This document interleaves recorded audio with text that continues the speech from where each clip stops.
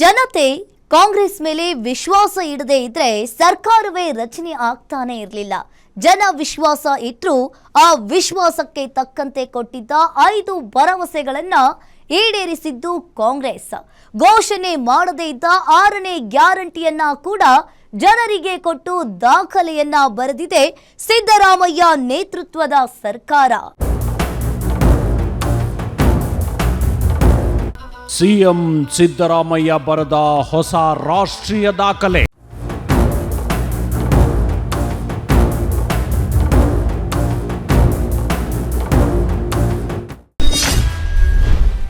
ಸಿದ್ದು 2.0 ಸಾಧನೆ ಅದ್ದೂರಿ, ವಿಶ್ವಾಸ ಭರ್ಜರಿ.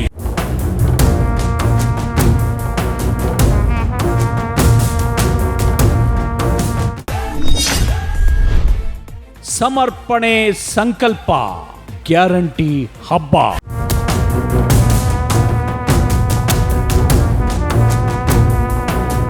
ಸಿದ್ದರಾಮಯ್ಯ ಮತ್ತೊಂದು ದಾಖಲೆಯನ್ನ ಬರೆದಿದ್ದಾರೆ. ಅದು ರಾಷ್ಟ್ರೀಯ ದಾಖಲೆ. ವೀಕ್ಷಕರೇ, ನಿಮಗೆ ಸಿಎಂ ಸಿದ್ದರಾಮಯ್ಯ 2013ರಲ್ಲಿ ಸಿಎಂ ಆಗಿದ್ದು ಗೊತ್ತು. ಅದಾದ ನಂತರ 5 ವರ್ಷಗಳ ಕಾಲ ಸಿಎಂ ಆಗಿದ್ದ ಸಿದ್ದರಾಮಯ್ಯ ಒಂದು ದಾಖಲೆಯನ್ನ ಬರೆದಿದ್ರು. ಅದೇನಂದ್ರೆ, ಕರ್ನಾಟಕದ ಇತಿಹಾಸದಲ್ಲೇ ಮೊಟ್ಟ ಮೊದಲ ಬಾರಿಗೆ 40 ವರ್ಷಗಳ ನಂತರ ಕರ್ನಾಟಕದ ಸಿಎಂ ಒಬ್ಬರು 5 ವರ್ಷದ ಅಧಿಕಾರದ ಅವಧಿ ಪೂರೈಸಿದ ದಾಖಲೆಯದು. ಅದಾದ ನಂತರ ಈ ಬಾರಿ ಮತ್ತೊಮ್ಮೆ ಇತಿಹಾಸವನ್ನ ಬರೆದಿದ್ದಾರೆ.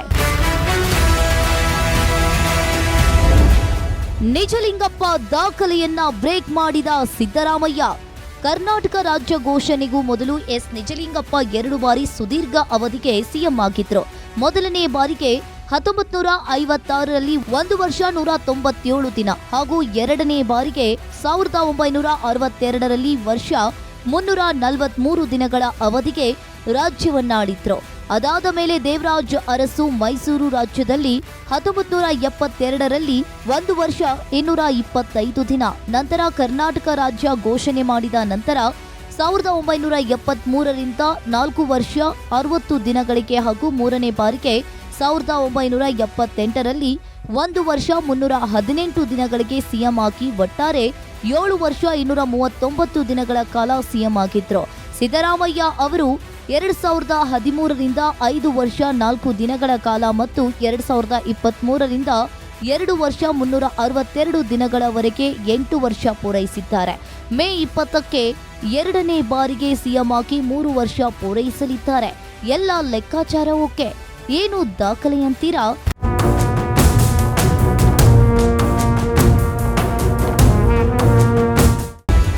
ಎರಡನೇ ಬಾರಿ ಸಿದ್ದು ಸಿಎಂ ಸುದೀರ್ಘ ಅವಧಿ ದಾಖಲೆ.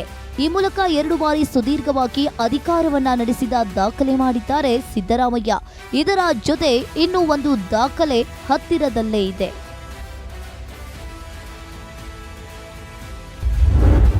ವಜುಭಾಯಿ ವಾಲಾ ಬಜೆಟ್ ದಾಖಲೆ ಬ್ರೇಕ್ ಆಗುತ್ತಾ? ಕರ್ನಾಟಕದ ರಾಜ್ಯಪಾಲರು ಆಗಿದ್ದ ಗುಜರಾತ್ನ ವಜುಭಾಯಿ ವಾಲಾ 18 ಬಾರಿ ಬಜೆಟ್ ಮಂಡಿಸಿದ ದಾಖಲೆಯನ್ನ ಸೃಷ್ಟಿಸಿದ್ದಾರೆ. ಈಗ ಸಿದ್ದರಾಮಯ್ಯ ಮುಂದಿನ ವರ್ಷವೂ ಬಜೆಟ್ ಮಂಡಿಸಿದ್ರೆ ಅದು 18ನೇ ಬಜೆಟ್. ಅದು ಆದ್ರೆ ವಜುಭಾಯಿ ವಾಲಾ ದಾಖಲೆಯನ್ನ ಸಿದ್ದು ಸರಿಗಟ್ಟಲಿದ್ದಾರೆ. ಈ ವರ್ಷ 26-27ಕ್ಕೆ ಸನ್ಮಾನ್ಯ ಸಿದ್ದರಾಮಯ್ಯನವರು 17ನೆಯ ರೆಕಾರ್ಡ್ ಬಜೆಟ್ ಅನ್ನ ಮಂಡನೆ ಮಾಡ್ತಾರೆ. ಆ 17ನೆಯ ಬಜೆಟ್ನಲ್ಲಿ 4,48,00,000 ರೂಪಾಯಿ ಆಯವ್ಯಯವನ್ನು ಮಂಡನೆ ಮಾಡ್ತಾರೆ. ಸ್ನೇಹಿತರೆ, 4 ಆಯವ್ಯಯದಲ್ಲಿ ಸನ್ಮಾನ್ಯ ಸಿದ್ದರಾಮಯ್ಯನವರು 15 ಕೋಟಿ 55 ಲಕ್ಷ ಕೋಟಿಗಳನ್ನು ಆಯವ್ಯಯನ ಮಂಡನೆ ಮಾಡಿದ್ದಾರೆ. ಇಷ್ಟು ಹಣ ಈ ರಾಜ್ಯದ ಜನತೆಗೆ ಅಭಿವೃದ್ಧಿಗೆ ಖರ್ಚಾಗಿದೆ, ಸಾಮಾಜಿಕ ನ್ಯಾಯಕ್ಕೆ ಖರ್ಚಾಗಿದೆ, ಬಡವರಿಗೆ ಖರ್ಚಾಗಿದೆ. ಈ ಪ್ರಣಾಳಿಕೆಯಲ್ಲಿ ನಾವೇನು ಮಾತು ಕೊಟ್ಟಿದ್ದೇವೆ ಆ ಮಾತುಗಳನ್ನು ಈಡೇರಿಸೋದಕ್ಕೆ 4 ಆಯವ್ಯಯದಲ್ಲಿ ಹಣವನ್ನು ನಮ್ಮ ಸರ್ಕಾರ ಪ್ರತಿಯೊಂದು ಇಲಾಖೆಯಲ್ಲಿ ಖರ್ಚು ಮಾಡಿದೆ ಅಂತೇಳಿ ಈ ರಾಜ್ಯದ ಜನತೆಗೆ ತಿಳಿಸೋದಕ್ಕೆ ಬಯಸ್ತೇನೆ.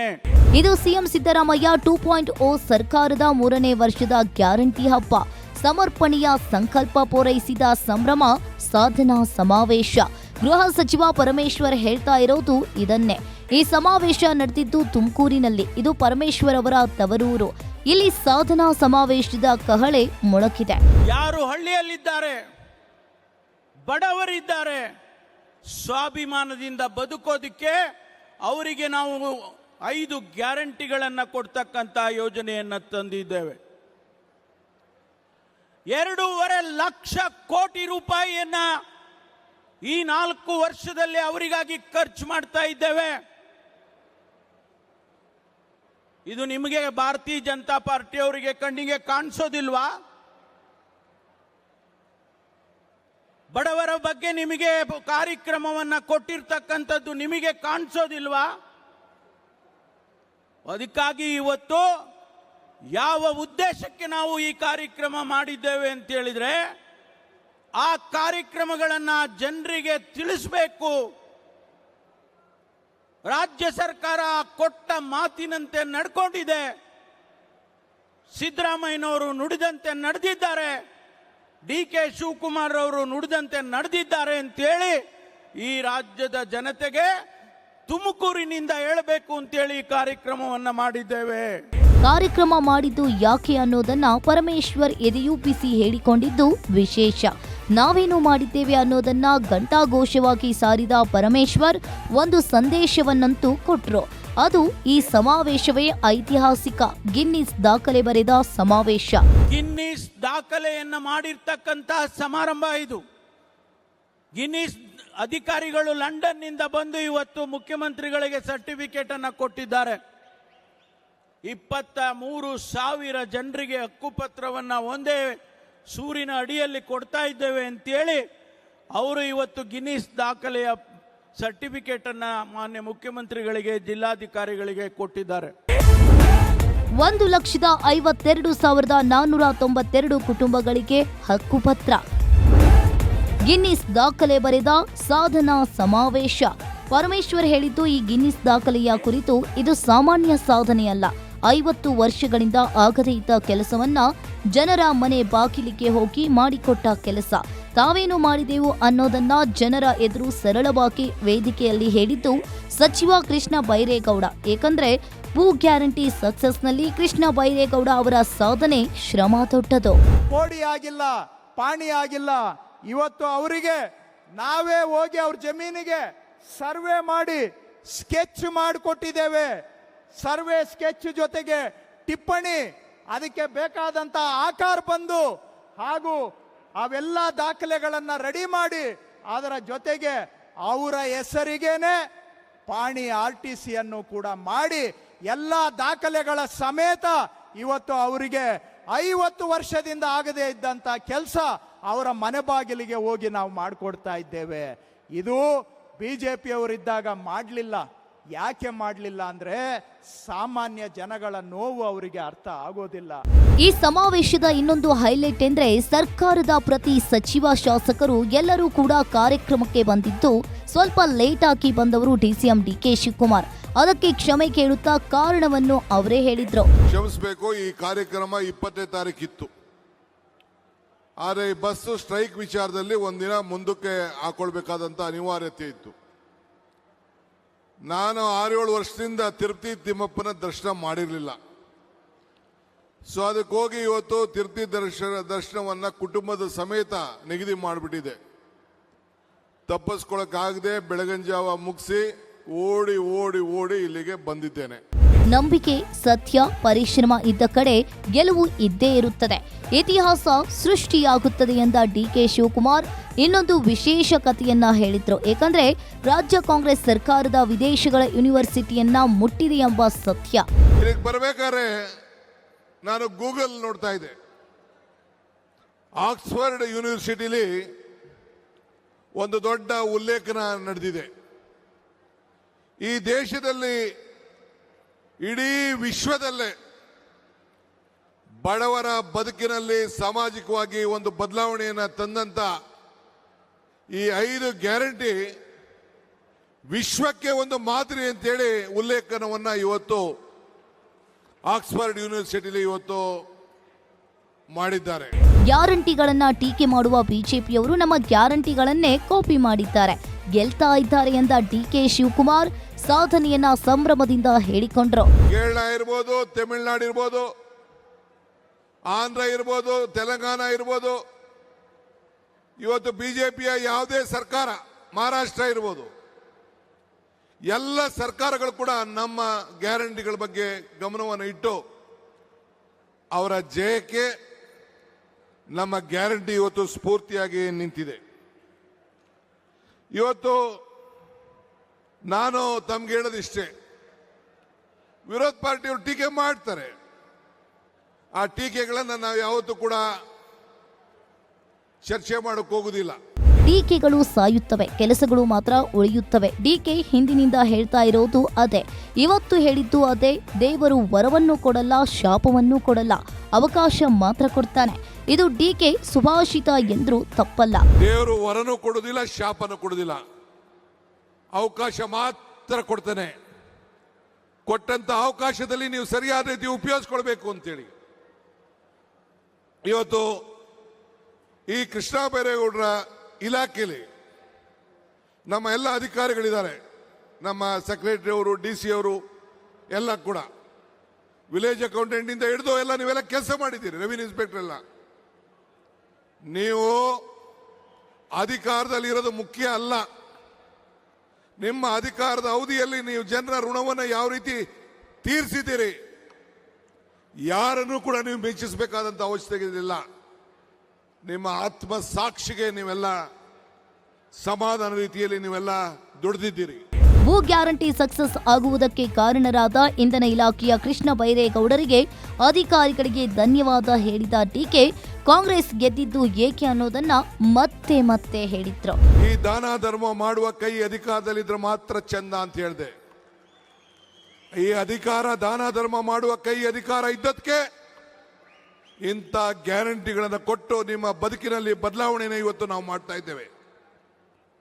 ಇವತ್ತು ಬದುಕಿನಲ್ಲಿ ಹೆಜ್ಜೆ ಗುರುತುಗಳನ್ನು ಉಳಿಸ್ಕೊಳ್ಬೇಕು ಅನ್ನೋ ದೃಷ್ಟಿಯಿಂದ ಇಂಥ ಕಾರ್ಯಕ್ರಮವನ್ನು ಮಾಡ್ತಾ ಇದ್ದೇವೆ. ನಾನು ಬಿಜೆಪಿ ಸ್ನೇಹಿತರುಗಳ ಕೇಳ್ತಾ ಇದ್ದೀನಿ, ಬಹಳ ಕನಸು ಕಾಣ್ತಾ ಇದ್ದಾರೆ ಪಾಪ. ನಿಮ್ಮ ಪ್ರಧಾನಮಂತ್ರಿಗಳು ಯಾಕೆ ಹೇಳ್ತಾ ಇದ್ದಾರೆ, ಪೆಟ್ರೋಲ್ ಕಡಿಮೆ ಉಪಯೋಗಿಸಿ, ಅಡುಗೆ ಎಣ್ಣೆ ಕಡಿಮೆ ಉಪಯೋಗಿಸಿ. 3 ವರ್ಷಗಳೆಂದ್ರೆ ಕಡಿಮೆ ಸಾಧನೆಯಲ್ಲ, ಆ ಸಾಧನೆಯನ್ನ ಜನರಿಗೆ ಮುಟ್ಟಿಸುವುದು ಅಷ್ಟೇ ಮುಖ್ಯ. ಪ್ರಣಾಳಿಕೆಯಲ್ಲಿ ಇಲ್ಲದೆ ಇದ್ರೂ ಭೂ ಗ್ಯಾರಂಟಿ ಕೊಟ್ಟಿದ್ದೇವೆ ಎಂದು ಹೆಮ್ಮೆಯಿಂದಲೇ ಹೇಳಿಕೊಂಡಿದ್ದು ಸಿಎಂ ಸಿದ್ದರಾಮಯ್ಯ. ಗ್ಯಾರಂಟಿ ಯೋಜನೆಗಳು, ಶಕ್ತಿ ಯೋಜನೆ, ಗೃಹಲಕ್ಷ್ಮಿ ಯೋಜನೆ, ಗೃಹ ಜ್ಯೋತಿ ಯೋಜನೆ, ಅನ್ನಭಾಗ್ಯ ಕಾರ್ಯಕ್ರಮ, ಯುವ ನಿಧಿ ಕಾರ್ಯಕ್ರಮ, ಎಲ್ಲ ಕಾರ್ಯಕ್ರಮಗಳನ್ನು ಕೂಡ ನಾವು ಅಧಿಕಾರಕ್ಕೆ ಬಂದ ಒಂದೇ ವರ್ಷದಲ್ಲಿ ಇವನ್ನ ಜಾರಿ ಮಾಡಿದ್ದೇವೆ ಅಂತಕ್ಕಂಥ ಮಾತುಗಳನ್ನು ಹೇಳಲಿಕ್ಕೆ ಬಯಸ್ತಾ ಇದ್ದೇನೆ. ಇದೇ ವೇಳೆ ಗ್ಯಾರಂಟಿ ಜಾರಿ ಮಾಡಿದ್ರೆ ಆರ್ಥಿಕವಾಗಿ ದಿವಾಳಿಯಾಗುತ್ತದೆ ಎಂಬ ಟೀಕೆಯನ್ನ ತಿರಸ್ಕರಿಸಿದ ಸಿದ್ದರಾಮಯ್ಯ, ಅಭಿವೃದ್ಧಿಯನ್ನ ಮಾಡ್ತಾ ಇದ್ದೇವೆ ಎಂದು ಹೇಳಿಕೊಂಡವರು ಸಿಎಂ ಸಿದ್ದರಾಮಯ್ಯ. ರಾಜ್ಯ ಆರ್ಥಿಕವಾಗಿ ದಿವಾಳಿ ಆಗ್ಬಿಡ್ತದೆ ಅಂತಕ್ಕಂಥ ಮಾತುಗಳನ್ನು ಹೇಳಿದ್ರು. ಇನ್ನೂ ಒಂದು ಹೆಜ್ಜೆ ಮುಂದೆ ಹೋಗಿ ಹೇಳಿದ್ರು ವಿರೋಧ ಪಕ್ಷದವರು, ಅಭಿವೃದ್ಧಿ ಕಾರ್ಯಕ್ರಮಗಳು ಕುಂಠಿತ ಆಗ್ತವೆ, ಅಭಿವೃದ್ಧಿ ಕಾರ್ಯಕ್ರಮಗಳು ಕುಂಠಿತ ಆಗ್ತವೆ, ಅಭಿವೃದ್ಧಿ ಕಾರ್ಯಕ್ರಮಗಳಿಗೆ ದುಡ್ಡಿಲ್ಲ, ಖಜಾನೆ ಖಾಲಿ ಆಗ್ತದೆ ಅಂತಕ್ಕಂಥ ಮಾತುಗಳನ್ನು ಹೇಳಿದ್ರು. ನಾವು ಇವತ್ತು ಎಲ್ಲ ಗ್ಯಾರಂಟಿ ಯೋಜನೆಗಳನ್ನು ಜಾರಿ ಮಾಡಿ ಜನತೆಗೆ ಕೊಟ್ಟಿದ್ದಂಥ ಪ್ರಣಾಳಿಕೆಯಲ್ಲಿ ಹೇಳಿದ್ದಂಥ ಭರವಸೆಗಳನ್ನು ಕೂಡ ಈಡೇರಿಸಿ ಈ ರಾಜ್ಯದ ಅಭಿವೃದ್ಧಿಯನ್ನ ಮಾಡಿದ್ದೇವೆ ಅಂತಕ್ಕಂಥ ಮಾತುಗಳನ್ನು ಹೇಳಲಿಕ್ಕೆ ಬಯಸ್ತಾ ಇದ್ದೇನೆ. ತಾವು ಗ್ಯಾರಂಟಿಯನ್ನ ಜಾರಿಗೆ ತಂದಿದ್ದು ಯಾವಾಗ ಎಂಬ ಇತಿಹಾಸವನ್ನ ನೆನಪಿಸಿದ್ರು ಸಿದ್ದರಾಮಯ್ಯ. ಬಂದದು 20ನೇ ತಾರೀಕು, ಮೇ 20ನೇ ತಾರೀಕು. ಜೂನ್ 11ನೇ ತಾರೀಕಿಗೆ ಶಕ್ತಿ ಯೋಜನೆಯನ್ನ ಜಾರಿ ಮಾಡೋದು. ಜುಲೈ ತಿಂಗಳಲ್ಲಿ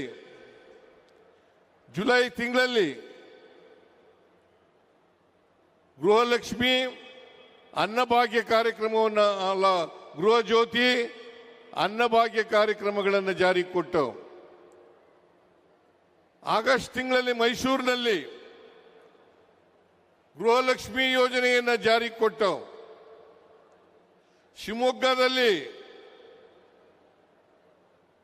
ಯುವ ನಿಧಿ ಕಾರ್ಯಕ್ರಮವನ್ನು ಜಾರಿ ಮಾಡಿದು.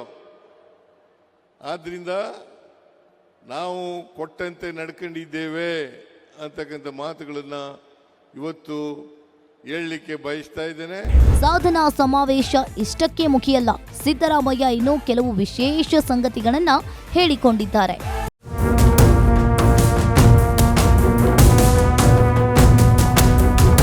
ಗುಜರಾತ್ ಮಾಡೆಲ್ ಇದು ಬಿಜೆಪಿಯವರು ಹೇಳ್ತಾ ಇದ್ದ ಮಾತು. ಆದ್ರೆ ಈಗ ಅದೇ ಬಿಜೆಪಿ ಕರ್ನಾಟಕ ಮಾಡೆಲ್ ಅನ್ನ ಇಟ್ಕೊಂಡು ಎಲೆಕ್ಷನ್ ಗೆಲ್ಲೋಕೆ ಹೊರಡ್ತಾ ಇದೆ. ಹೇಗಂತ ಹೇಳಿದವರು ಸಿದ್ದರಾಮಯ್ಯ.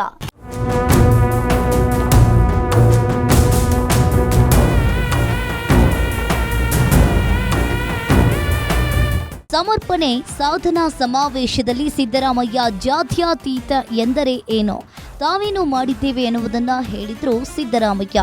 ಸಮಾಜದಲ್ಲಿರ್ತಕ್ಕಂಥ ಯಾವುದೇ ಭೇದ ಭಾವ ಮಾಡದೇನೆ, ಅದು ಹಿಂದೂಗಳಿರಲಿ, ಕ್ರಿಶ್ಚಿಯನ್ರಿರಲಿ,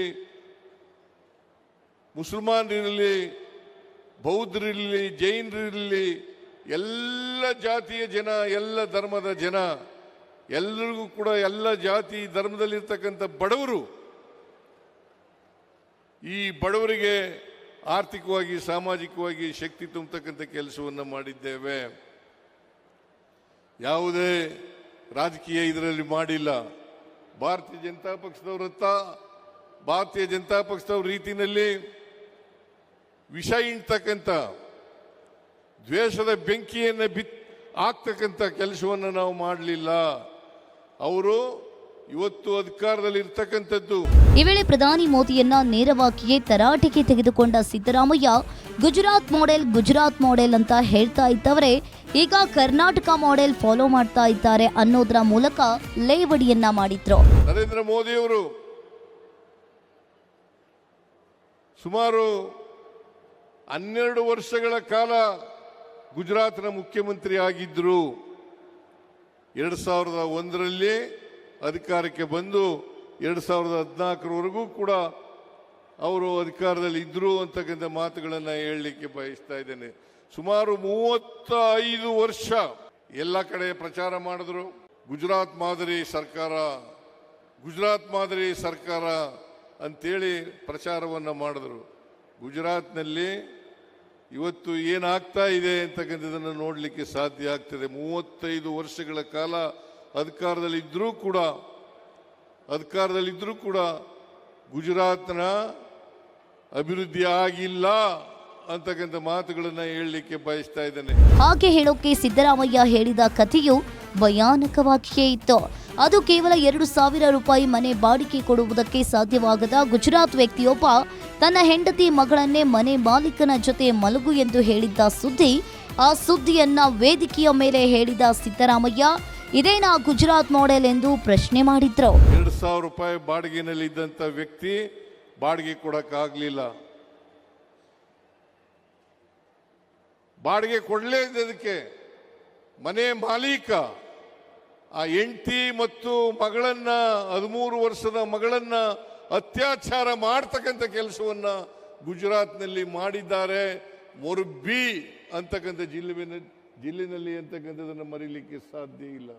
ಅಂತಹ ಅವಮಾನಗಳು ಕರ್ನಾಟಕದಲ್ಲಿ ಆಗುವುದಕ್ಕೆ ಬಿಡುವುದಿಲ್ಲ ಎಂದು ಸಾರಿದ ಸಿದ್ದರಾಮಯ್ಯ ಬೆಲೆ ಏರಿಕೆಯ ಕುರಿತು ಮೋದಿಯನ್ನ ತರಾಟೆಗೆ ತೆಗೆದುಕೊಂಡ್ರು.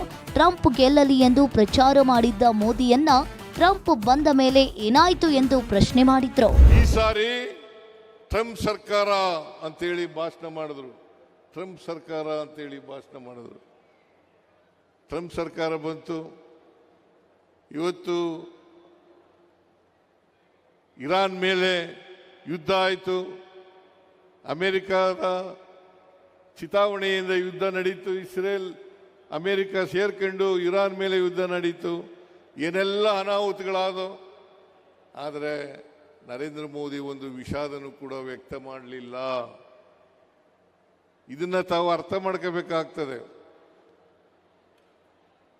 ಇವತ್ತು ಏನಾದರೂ ದೇಶದಲ್ಲಿ ಬೆಲೆ ಏರಿಕೆ ಆಗಿದ್ರೆ ಇದಕ್ಕೆ ನೇರವಾಗಿ ಕಾರಣ ನರೇಂದ್ರ ಮೋದಿಯವರು ಅಂತಕ್ಕಂಥದನ್ನ ತಿಳ್ಕೋಬೇಕಾಗ್ತದೆ.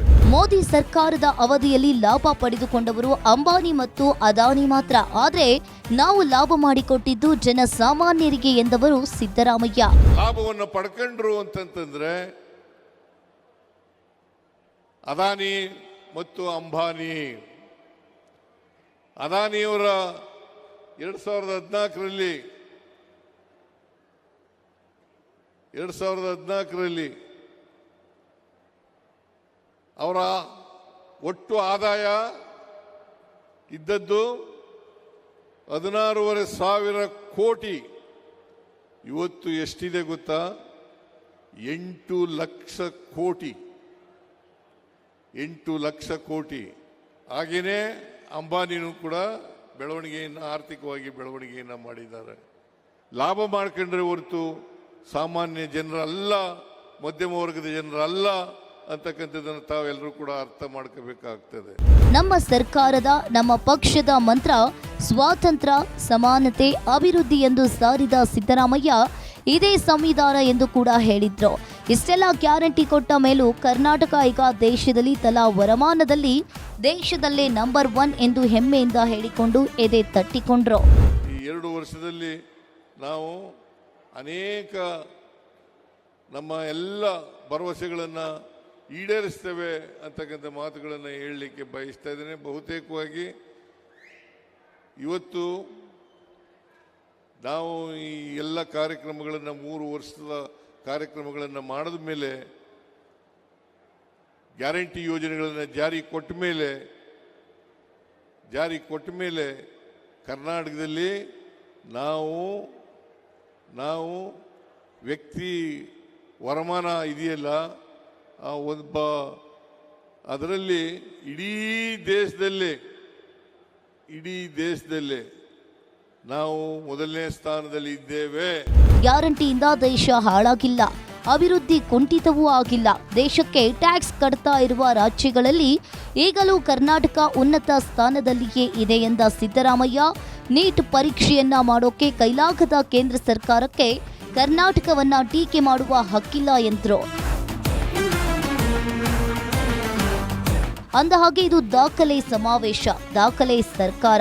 ಸಾವಿರಾರು ಜನರಿಗೆ ಒಂದೇ ವೇದಿಕೆಯಲ್ಲಿ ಭೂಮಿ ಹಕ್ಕುಪತ್ರ ಕೊಟ್ಟಿದ್ದು ಗಿನ್ನಿಸ್ ದಾಖಲೆ. ಸಿದ್ದರಾಮಯ್ಯ 2ನೇ ಅವಧಿಯಲ್ಲಿ ಸುದೀರ್ಘ ಆಡಳಿತವನ್ನ ನಡೆಸಿದ್ದು ಇನ್ನೊಂದು ದಾಖಲೆ. 17 ಬಜೆಟ್ ಮಂಡಿಸಿರುವ ಸಿದ್ದರಾಮಯ್ಯ 18ನೇ ಬಜೆಟ್ ಮಂಡಿಸಿದ್ರೆ ಅದು ಒಂದು ದಾಖಲೆ. ಕರ್ನಾಟಕದ ಜಿಎಸ್ಟಿ ಗ್ಯಾರಂಟಿ ಜಾರಿ ನಂತರವೂ ಕುಂಠಿತವಾಗಿಲ್ಲ ಎನ್ನುವುದು ಮತ್ತೊಂದು ದಾಖಲೆ. ಕರ್ನಾಟಕ ರಾಜ್ಯದ ತಲಾದಾಯ ದೇಶದಲ್ಲೇ ನಂಬರ್ 1 ಎನ್ನುವುದು ಮಗದೊಂದು ದಾಖಲೆ. ಹೀಗೆ ದಾಖಲೆಗಳ ಮೇಲೆ ದಾಖಲೆ ಬರೆದಿರುವ ಸಿದ್ದರಾಮಯ್ಯ 2.0 ಸರ್ಕಾರ ಇನ್ನೊಂದು ಇತಿಹಾಸವನ್ನ ಬರೆಯಲು ಸಿದ್ಧವಾಗಿದೆ. ಇದು ಈ ಹೊತ್ತಿನ ವಿಶೇಷ. ನೋಡ್ತಾ ಇರಿ ಗ್ಯಾರಂಟಿ ನ್ಯೂಸ್, ಸುದ್ದಿ ಖಚಿತ, ನ್ಯಾಯ ನಿಶ್ಚಿತ.